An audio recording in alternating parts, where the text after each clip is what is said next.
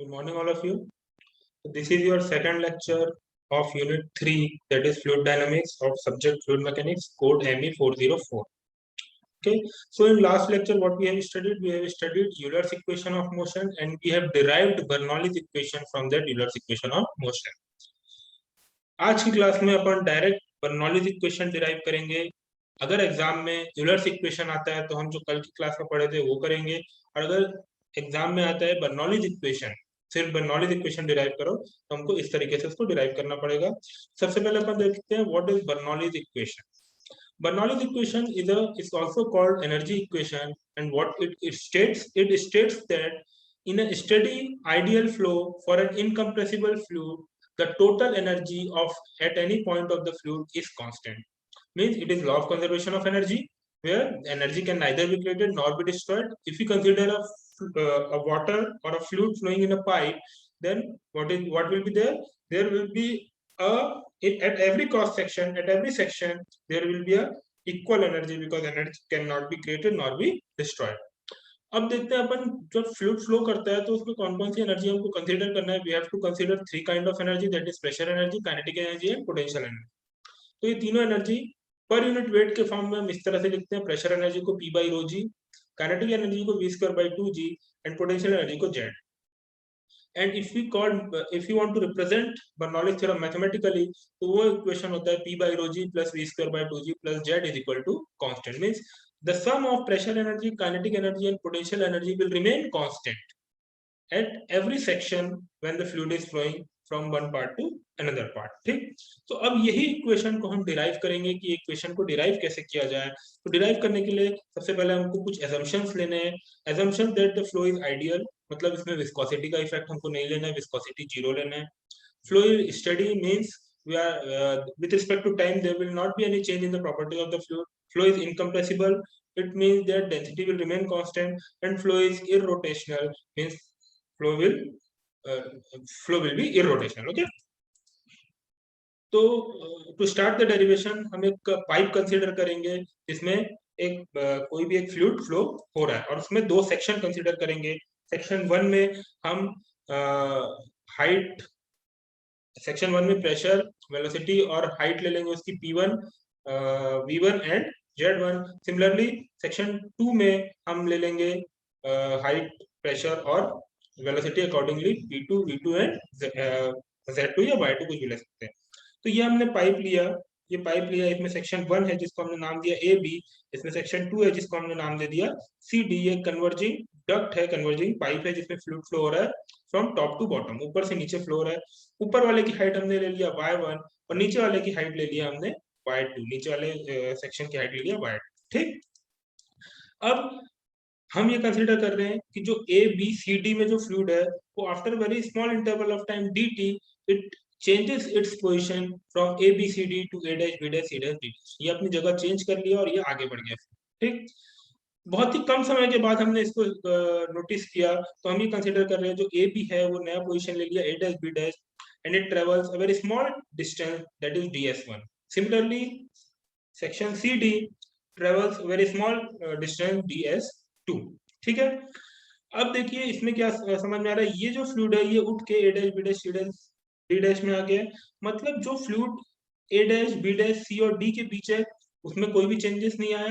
ठीक है, और जो चेंज आया वो ये A B B dash A dash और C D D dash C dash के बीच में आया, मतलब यहाँ का फ्लूइड उठ के यहाँ पे आ गया और बीच वाले फ्लूइड में किसी प्रकार का कोई चेंजेस नहीं आया. ठीक, मतलब यहाँ पे जितना फ्लूइड था A B B dash A dash में उतना ही fluid C D D dash और C dash में आ गया. मतलब दोनों का वेट सेम होगा, दोनों का वेट सेम होगा मतलब कैसे निकालेंगे अपन. Weight is equal to weight density into volume. Volume क्या होगा, यहाँ पे एरिया हमने A1 लिया, इसकी डिस्टेंस ds1 लिया, तो एरिया इनटू डिस्टेंस क्या हो जाएगी, मीटर क्यूब वॉल्यूम. तो newton per metre cube into metre cube करेंगे तो न्यूटन मिल जाएगा. तो यहाँ का जो वेट है that will be equal to इस सेक्शन इस कंट्रोल वॉल्यूम का वेट. ठीक है, तो ये दोनों वेट इक्वेट कर दिया हमने W से. इसको हम इस तरह से लिख सकते हैं A1 ds1 is equal to A2 ds2 is equal to capital W by small w. Small w को मैंने यहाँ पे डिनोमिनेटर में ला लिया. A1 ds1 is equal to capital W by small w, A2 ds2 is equal to capital W by small w.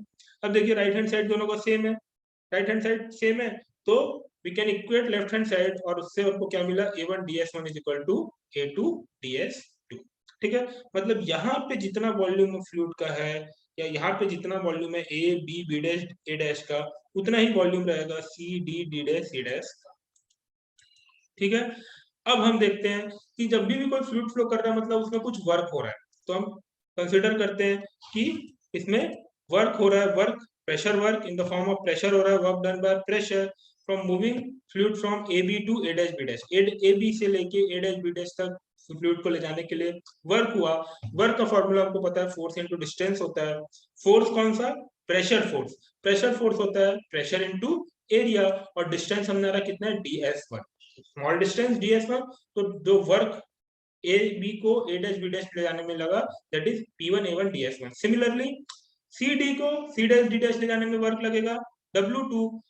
यहाँ पे negative sign आ जाएगा P2 A2 ds2। Negative sign क्यों? Because pressure is always a compressive force. ठीक है, तो total work done कितना हो जाएगा? Total work done will be W1 minus W2 या W1 प्लस W2। तो यहाँ माइनस साइन है तो यहाँ पे माइनस साइन आ जाएगा, P1 A1 ds1 minus P2 A2 ds2। This is the net work done. अब ये जो A1 A2 ds2 है, हमने लास्ट स्लाइड में देखा था, this A2 ds2 is equal to A1 ds1 हमने प्रूव किया था, that is equal to capital W by small w। तो इस A2 ds2 को हमने A1 ds1 से रिप्लेस कर दिया और A1 ds1 को कॉमन ले लिया, तो हमारा W नेट आ गया P1 minus P2 into A1 ds1। अब इस A1 ds1 को हम capital W by small w भी लिख सकते हैं। ठीक है, तो ये जो वर्क आया हमारा because of pressure, work done by pressure to move fluid from ABCD to A dash B dash C dash D dash, ये हमारा आया प्रेशर। ठीक, प्रेशर वर्क। आगे अपन, अब जो फ्लूइड है वो ऊपर से नीचे आ रहा है, हमने पाइप को देखा वो इस तरह से, तो ऊपर से नीचे आ रहा है मतलब क्या हुआ, उसका हाइट कम हो रहा है, उसका एलिवेशन कम हो रहा है। एलिवेशन कम हो रहा है मतलब पोटेंशियल एनर्जी में लॉस होगा, क्योंकि पोटेंशियल एनर्जी होती है mgh या mg height and mass into gravitational acceleration into elevation. तो कितना लॉस हुआ? जितना पहले पोटेंशियल एनर्जी थी mgy1 माइनस mgy2। अब mg क्या होता है? Mass into gravitational acceleration is weight, W capital W, तो मैंने mg को W कर दिया और y1 minus mass y2, this is loss of potential energy. Again हम देखेंगे कि जो एरिया है पाइप का वो कंटिन्यूअसली कम होते जा रहा है, डिक्रीज होते जा रहा है। तो जब एरिया कम होगा तो वेलोसिटी बढ़ेगी, वेलोसिटी बढ़ रही है मतलब क्या हुआ? Gain in kinetic energy. ठीक, तो काइनेटिक एनर्जी क्या होता है? Half mv²। तो कितना गेन होगा? जितना बाद में काइनेटिक एनर्जी हुई माइनस जितना पहले काइनेटिक एनर्जी हुई। तो बाद में कितनी हुई? 1/2 mv2²। पहले कितनी एनर्जी हुई? 1/2 mv1²।